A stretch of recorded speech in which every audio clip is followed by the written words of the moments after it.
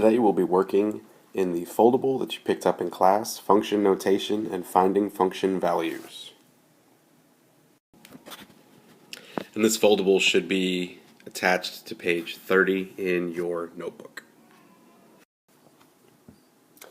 Open up your foldable to the page that says function notation at the top. We write functions as f of x. So f parentheses x equals 6x plus 2, or we can write them as really any letter, so h of x would be another example. We do that so that we're able to work with multiple functions at once. Equations can be written as functions by simply replacing the y equals with an f of x equals. So f parentheses x is read as f of x, and that's the language that I'm expecting you to use when we talk about it in class. So as an example,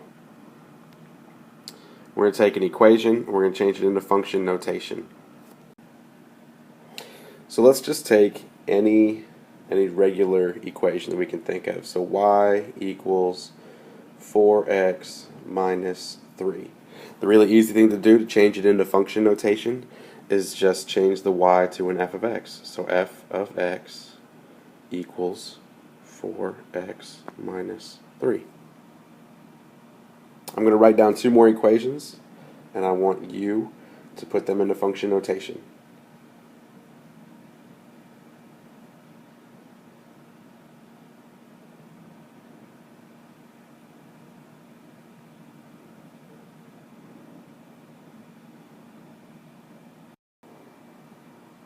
Okay, now turn to the page where it says write each of the following in function notation.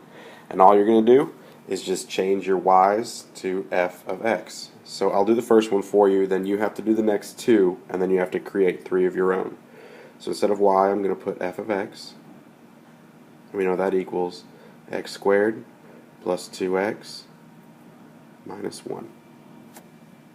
Go ahead and do the other two, and then three of your own. The parentheses in f of x means for values of x, and not f times x like we're used to. So when we see those parentheses, what we're supposed to do is take whatever our x values are and plug them in. So here are some examples. So we have example 1. F of x equals 10 plus x. Find f of negative 2. So the first thing I'm going to do is I'm going to rewrite my equation. So I'm going to say f of negative 2 equals 10 plus, and then in parentheses I'm going to put that minus 2. So we know that when we have a 10 plus a negative 2, that's really saying 10 minus 2. So we know that that means 8. So f of negative 2 equals 8. So my first step was to rewrite the equation, and my second step is to simplify.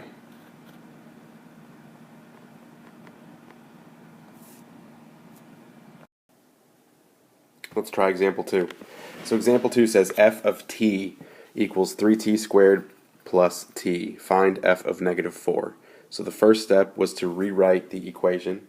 So I'm going to rewrite it with, instead of the t, I'm going to put negative 4. So f of negative 4 equals 3 parenthesis negative 4 squared plus parenthesis negative 4.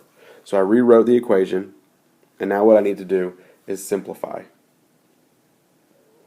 So I'm still going to have 3, but then negative 4 squared, negative 4 times negative 4 equals a positive 16. So I'm going to have 3 times 16, and then I'm going to have plus a negative 4. 3 times 16 is 48. So 48 plus a negative 4. So 48 minus 4 is 44. So I see that f of negative 4 equals 44. That's my answer. Let's try example 3. Notice that the examples keep getting a little bit more difficult, but that's fine. We're still going to have the same steps. So the first one is going to be to rewrite, and then the second step is still going to be simplify. Okay. So f of x equals x squared plus 2x minus 1. Find f of negative 3.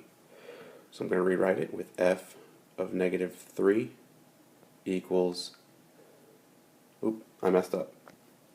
I'm going to rewrite it with parenthesis negative 3 squared plus 2 parentheses negative 3 and then minus 1. So negative 3 squared, negative 3 times negative 3 is a positive 9. 2 times a negative 3 is going to be a negative 6. So I'm going to write 9 minus 6 and then minus 1. Well, 9 minus 6 is 3. 3 minus 1 is 2. So we know that f of negative 3 equals 2. Okay, that's it for today. You're going to have a quiz Tuesday afternoon and then another video to watch for Friday. So make sure you take your notes. Don't let your grades suffer. All right, see you soon. Bye.